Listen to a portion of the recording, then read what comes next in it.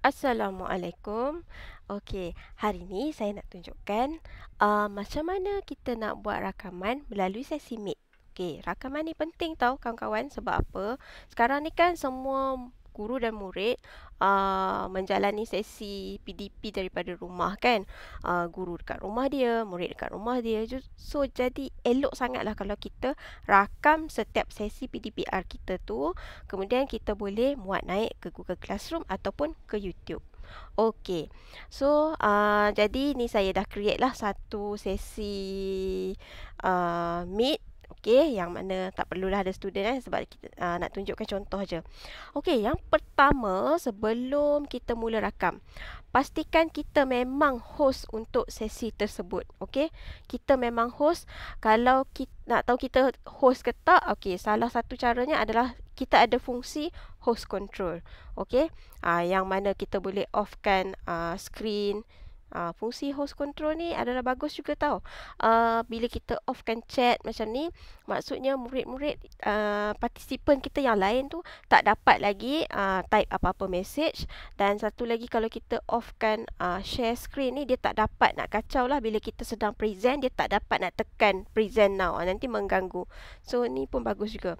Okey, jika kita memang sudah memastikan kita ada fungsi host ni, kemudian barulah kita pergi ke 3 butang di bahagian kanan bawah ni dan kita tekan record meeting.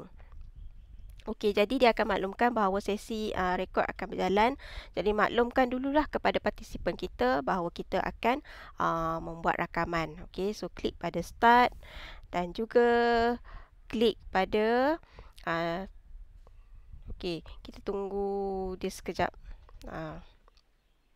Okey, untuk makluman semua, okey, dah ni sekarang sesi ni recording ni sudah berjalan sebab ada butang merah dekat sini.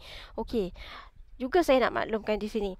Katalah kita tak perasan bahawa kita bukan host. Okey, kita bukan host, tapi katakan kita menggunakan akaun ni, saya guna akaun MOEDL iaitu akaun delima. So kita pun tekan butang host, butang record. Lepas tu kita cakap dan kita selesaikan rakaman tersebut. Tapi bila kita habis je rakam, kita tengok tak dapat pun makluman. Okey, berkemungkinan besar bahawa link tersebut kita dah beri akses. Jika link kepada Meet ni kita dah bagi akses kepada orang lain, contohnya kalau kita ambil link daripada Google Classroom, so murid-murid dah ada akses ke Google Classroom dan secara tak langsung dia sudah ada akses kepada pautan Meet tersebut. Jadi tidak not advisable lah, tidak dinasihatkan untuk guna link tersebut. Cara nak create link yang kita sendiri kontrol dan kita boleh gunakan, saya ada tunjukkan dalam video yang lain. Okey, so boleh cari pautan video tersebut di ruangan description. Okey, katakanlah saya dah selesaikan recording, dah habis cakap, so saya pun akan tekan stop recording dan klik pada stop recording. Okey, jadi sesi rakaman ini telah pun berakhir. Kemudian persoalan seterusnya adalah di mana kita nak dapatkan rakaman ini. Okey, saya akan tutup rakaman ni. Okey, yang pertama, dia akan hantar melalui email macam ni lah. Okey. Okey, dia akan hantar satu makluman melalui email Meet recording, tapi bukan serta-merta jika lagi lama rakaman itu, sejam, 2 jam, dia akan ambil sedikit masa lah untuk hantar. Okey, jadi jangan panik kalau lepas rakam tak keluar lagi. Jadi kena tunggu sekejap lah dan dia akan keluarkan macam ni lah, open in drive. Jadi bila kita klik open in drive ni, ini juga satu lagi isu, iaitu tidak semestinya bila kita buka terus boleh play. Semakin besar saiz video tersebut, dia akan ambil semakin lama. Kita perlu sedikit masa lah bagi dia, biarkan sejam, 2 jam macam tu, barulah video tu available. Okey, jadi ini saya dah tunjukkan lah macam mana nak check melalui email. Dan juga rakaman ini dia akan berada di akaun. Pastikan tadi akaun Meet, akaun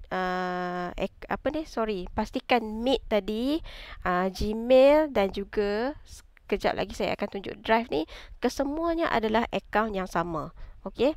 Sebab rakaman tu berlaku di akaun MOEDL, maka dia akan dapat email ke akaun MOEDL. Okey, kalau kita buat rakaman, lepas tu kita tunggu, tak dapat juga email. Berkemungkinan besar kita bukan lagi host kepada Meet tersebut. Okey, ni biasa kalau link tu kita share dalam Google Classroom, kita share. Mungkin anak murid kita yang masuk dulu, jika dia masuk dulu sebelum kita, dia dah dapat akses sebagai host. Jadi kita yang rakam tapi pergi dekat email dia. Okey, so kena tengok. Sebab tu tadi saya tunjukkan, kena check dulu sama ada kita ada fungsi host control. Okey, so selain dapat makluman melalui email macam ni, secara automatik sesi tersebut juga akan disavekan ke dalam satu folder, yang ni automatik iaitu folder Meet Recording. So kita klik dalam Google Drive kita ni, dia akan tersenarai semua jenis rakaman-rakaman yang kita pernah buat menggunakan akaun tersebut. Okey, so ini je cara dia. Kadang-kadang kita klik tu, dia tak play lagi, so bagi masa sikit lah untuk dia render, mungkin sejam, 2 jam macam tu lah. Okey, so daripada sini bolehlah pilih untuk masukkan ke Google Classroom ke YouTube ke, tak jadi masalah. Okey, tu saja. Terima kasih, semoga bermanfaat.